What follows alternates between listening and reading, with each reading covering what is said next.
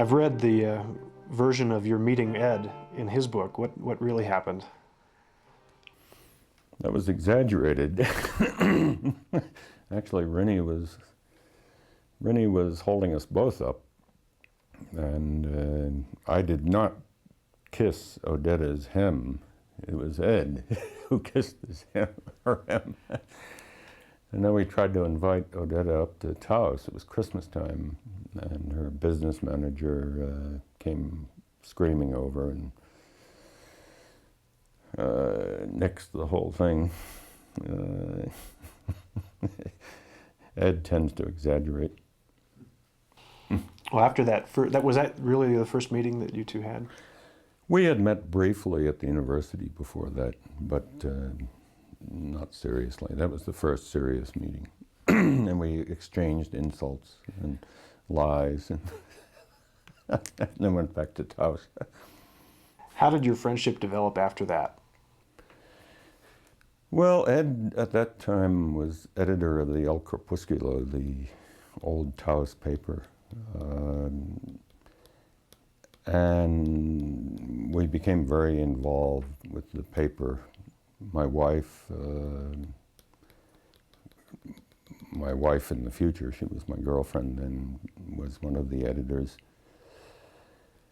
And it was a collection of anarchists and Marxists and various types.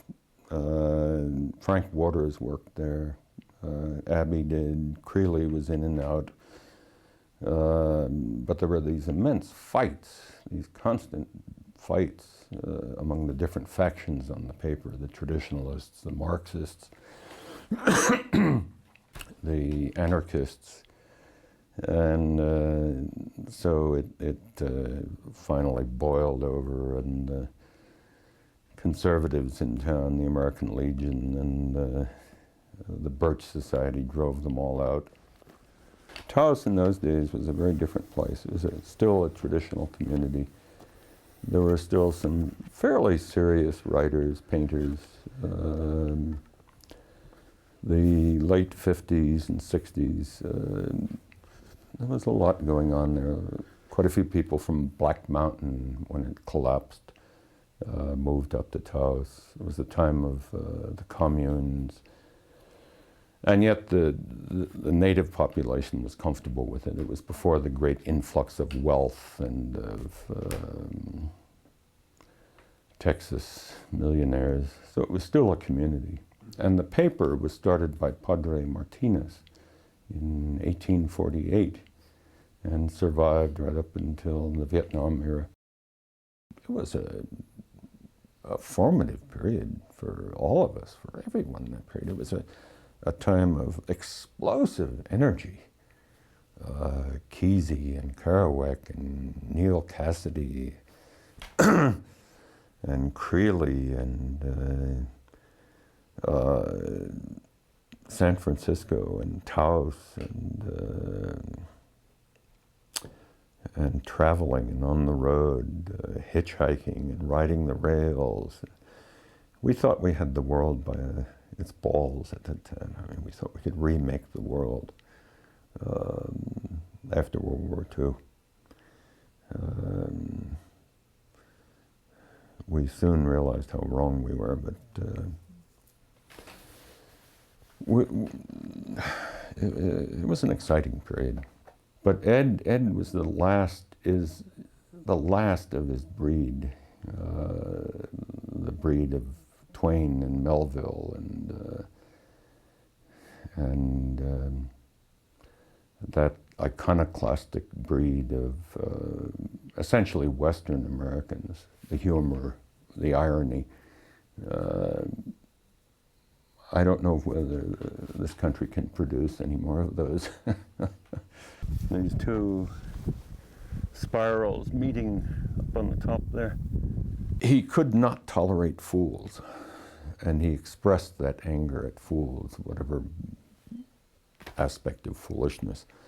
But at heart, he was an extremely sensitive man. He wept. He wanted to see I don't think people realize how much of an idealist he was in terms of not only the land, but society. He would like to have seen a very just society, a society based on small communities. The anarcho-syndicalist dream of small communities, the Plato concept of a community where you knew everyone in your own community. He despised the concept of industrialization, the city, although he enjoyed cities in a freakish way. But I think the point they miss is how, at heart, how gentle he was. Ed was such a bundle of contradictions. On the one hand, he took it lightly. On the other hand, he wanted to be remembered as the voice of the West in that tradition. He was very influenced when he was young by Henry David Thoreau and, to a lesser extent, Emerson and the Transcendentalists. He went to Concord when he was in his teens. We both did. I worked in Concord for a year, shoveling snow to pour through Thoreau's journals. That was kind of the root of the whole thing, that period of Thoreau. Which book of his do you think is going to have the longest life?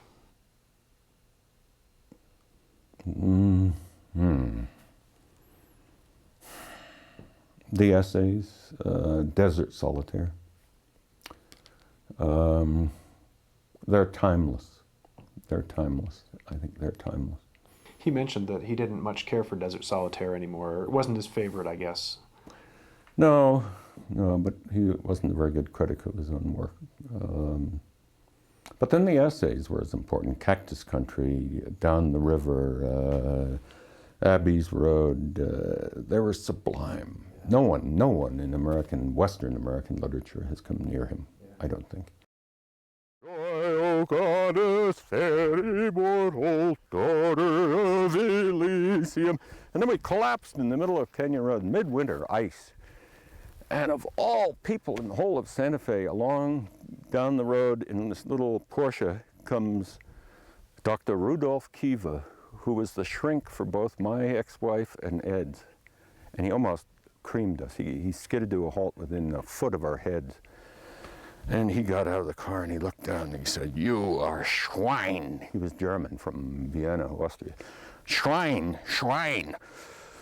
And the next week he wrote to both Rita and my first wife saying that we were incapable of being parents and he would recommend that we have nothing to do with the children. And that was used in both the settlements as a...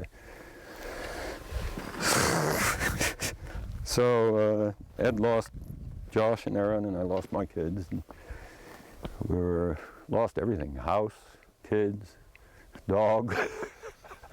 That was the nadir.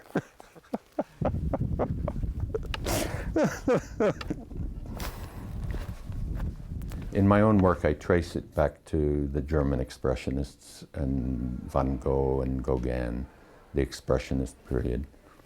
But in my own work, I came out of total abstraction to imagery of the West, which is my heritage through my grandfather.